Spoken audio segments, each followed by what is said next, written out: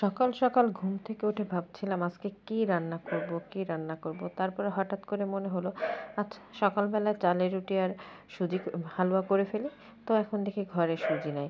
তো আমরা সাধারণত গ্রামের মেয়েরা যারা তাদেরকে দেখেছি মায়েরা চালের গুঁড়া দিয়ে সুজি দিয়ে হালুয়া করে।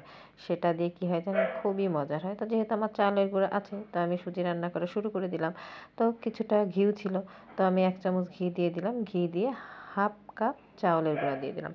আসলে আমার মা যে পাটিসাপটা পিঠা বা কুশলি পিঠা বানায় তিনি এই প্রসেসে হালুয়াটা রান্না করেন। যাই হোক, আমি প্রথমে একটু দুষ্টামি করে নিলাম। আসলে আমি ইচ্ছা করে এটা দিয়ে রান্না করেছিলাম। আমার আসলে সুজির অল্প একটু ছিল, তো এটা আমি ভুল করে কালকে রাত্রে ফেলে দিয়েছি। যাই হোক, এর সাথে একটু সুজি মিশিয়ে দিলেও অনেক মজা হয়। তো আজকে আমার যেহেতু সুজি ছিল না তাই সুজি দিলাম না, শুধু চাউলের গুঁড়া দিয়ে দিলাম। এই যে চাউলের গুঁড়োটা সুন্দর ভাজা হয়ে গেছে, একটু হালকা হালকা ব্রাউনিশ আসছে। তো আমি এর মধ্যে দিয়ে দিলাম হাফ কাপ নারকেল কোড়া। নারকেল কোড়াটা আমি আসলে একটু ব্লেন্ড করে নিয়েছি। আমার বাচ্চারা এবং আমার হাজব্যান্ড এটা যখন মুখে বাঁধে তারা খেতে খুব একটা পছন্দ করে না, সেই জন্য আমি নারকেলটাকে ব্লেন্ড করে নিয়েছি। আমার কাছেও মনে হয় যে এই হালুয়াতে নারকেলটা ব্লেন্ড করে নিলে ভালো, এটা সুন্দর মিশে যায়। আমি দিয়ে দিলাম খেজুরের গুড়, আর তার সাথে দিয়ে দিলাম 1 চামচ মাওয়া। অনেকে ভাবতে পারে এটা আবার কী দিলাম, এটা মাওয়া। এটা আমার করা ছিল ঘরে। এটা হালুয়ার মধ্যে দিলে খেতে কিন্তু অনেক টেস্ট হয়। এটা অপশনাল, যদি কারোর থাকে দেবেন, না হলে দেবেন না। আর দিয়ে দিলাম চিনি, আর তার সাথে দিয়ে দিলাম হাফ লিটার দুধ। এখন এটাকে আমি সুন্দর করে নেড়ে চেড়ে মিশিয়ে নেব। আসলে মিষ্টিটা আপনারা আপনাদের পছন্দ মতো দেবেন। এখানে যে যেমন মিষ্টি খান সেমন দেবেন। আমি কিন্তু একটু লবণও দিয়ে দিয়েছি, আমরা মিষ্টিতে লবণ খাই সেজন্য দিয়েছি। অনেকে খায় না, যারা খান না তারা দিবেন না। তো দেখেন এটার কনসিস্টেন্সিটা কেমন আসছে, এরকম একটা আসছে পাতলা পাতলা।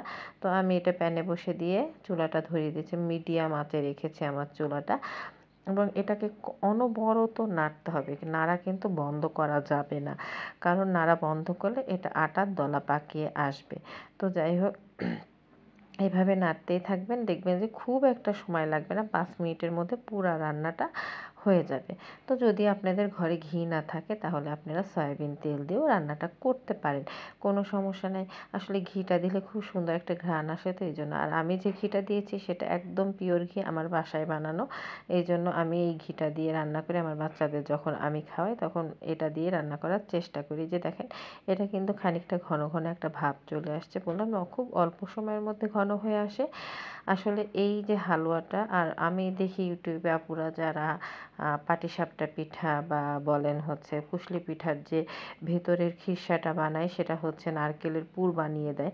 তো আমি ছোটোকাল থেকে দেখে আসছি আমার মাকে নারকেলের পুর কখনোই বানায় না। আমার মা এইভাবে সুজি আর চাউলের গুঁড়া ভেজে খুব সুন্দর করে নারকেল দিয়ে খেজুরের গুড় দিয়ে এইভাবে করে হালুয়াটা বানিয়ে করে। তো আপনারা এইভাবে চেষ্টা করবেন। তো যেহেতু হালুয়া রান্না করেছি সেহেতু তার সাথে তো চাউলের রুটি দরকার আছেই।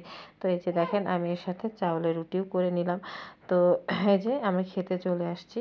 তো খুব মজাই হয়েছিল সকালবেলা শীতের মধ্যে গরম গরম, এটাও এক প্রকারের পিঠা, আপনারা চাইলে বানিয়ে খেতে পারেন।